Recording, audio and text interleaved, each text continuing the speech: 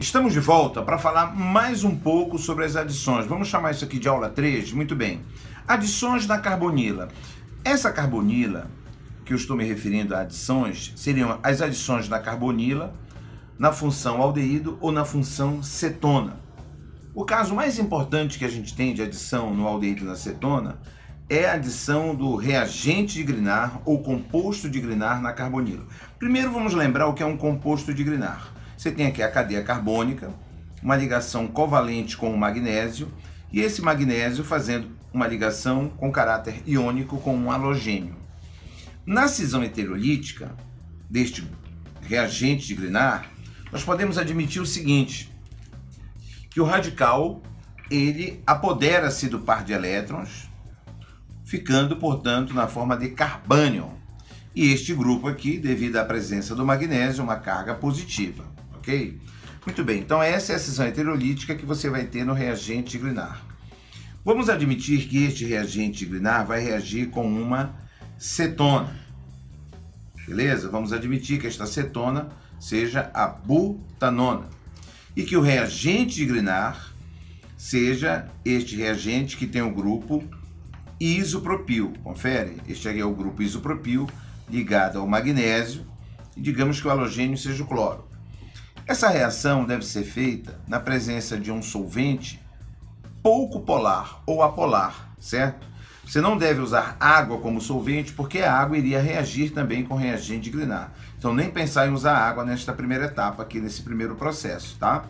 Reagente de Grignard com a carbonila. Muito bem. Nós teremos aqui, como nós já adiantamos, a cisão heterolítica.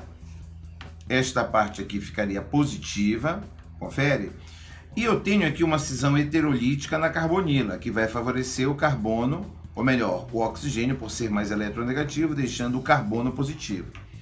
Muito bem, no processo de adição, então, este grupo negativo, o carbânion, se junta ao carbono positivo. E o grupo que tem magnésio se junta ao oxigênio. Então, nesse primeiro momento, eu teria o seguinte resultado. Beleza? Vamos repetir aqui esta parte inicial que nós tínhamos. Eu vou ligar, então, aqui no carbono que é positivo, o grupo isopropil, tá certo? Que estava presente lá no composto de Grignard. Tenho aí o grupo isopropil. E vou ligar aqui no oxigênio o magnésio e o cloro. Note que bem aqui nós temos novamente uma ligação iônica entre este grupo, confere, e o oxigênio. Num segundo momento, esse processo de Grignard, você tem o quê? Uma hidrólise em meio ácido, tá? Então eu posso identificar a hidrólise em meio ácido, caracterizar com a presença do hidrônio, quer dizer, você tem um meio aquoso ácido. Vamos então admitir isso aqui. Eu tenho a água. Então, nós vamos admitir que nós temos aqui uma solução aquosa ácida. Confere? Você tem aqui o meio aquoso, portanto, eu vou considerar os íons derivados da ionização da água. Para simplificar o processo, para simplificar o equacionamento, a gente considera assim, né? O íon hidrogênio e o íon hidróxido vindo da água. Note que aqui eu não tenho mais insaturação, então eu não tenho mais um processo de adição. A adição foi neste primeiro momento, que você tinha uma insaturação, que era a carbonila, e houve então a junção, confere, a junção desses reagentes, o reagente de Grignard se juntou com a carbonila, dando este composto aqui, que a gente pode dizer que é um sal, confere, já que ele tem um cátion e um ânion. Aí nós temos então uma reação agora aqui de dupla troca, entre estes íons e os íons aqui do sal, onde nós vamos ter a dupla troca, portanto eu vou ter aqui o CH3 e CH2, essa parte eu vou repetir todinha, que é a parte original da cetona, que nós tínhamos lá, ó. Note que o magnésio que está aí, certo? Vai se juntar agora esse magnésio cloro com a hidroxila, formando aqui um outro produto, magnésio hidroxila cloro, ou seja, um hidroxissal. Para o lugar do magnésio, confere, para o lugar do magnésio, nós teremos o hidrogênio. Note que o hidrogênio vem para o lugar do magnésio. Então, bem aqui vai surgir uma hidroxila. Ou seja, note aqui a presença da função álcool surgindo. E aqui na parte de baixo eu vou repetir o grupo isopropil.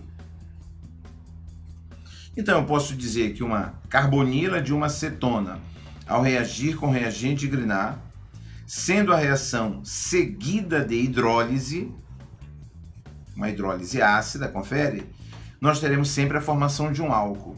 Quando você parte de uma cetona, você vai ter sempre um álcool terciário. Note, este carbono aqui é secundário, o carbono da cetona. Quando ele recebe o radical de Grignard, ele se torna terciário. Então esse carbono vai ficar terciário. O grupo magnésio se junta ao oxigênio. Porém, o magnésio com o cloro depois são trocados pelo hidrogênio. Então você vai ter sempre a formação de um álcool terciário. Fique de olho também no seguinte, é comum nesse processo, muitas vezes, ocorrer a formação de um carbono quiral, um carbono com 4 ligantes diferentes. Significa, portanto, que essa molécula formada ela vai ter atividade ótica. Admitindo que eu tenho 50% de chance de formar um isômero de estrógeno e 50% de chance de formar um isômero levógeno, certo? É muito comum a obtenção aqui de misturas racêmicas. Então não esqueça, tá? Cetona mais reagente de Grignard, sendo a reação seguida de hidrólise, você terá a formação de um álcool terciário. Se você partir de um aldeído, fizer o mesmo processo, você vai obter um álcool secundário. Se o aldeído for o metanal e você fizer um processo semelhante, você vai obter um álcool primário. Por enquanto é só, um abraço e até a próxima.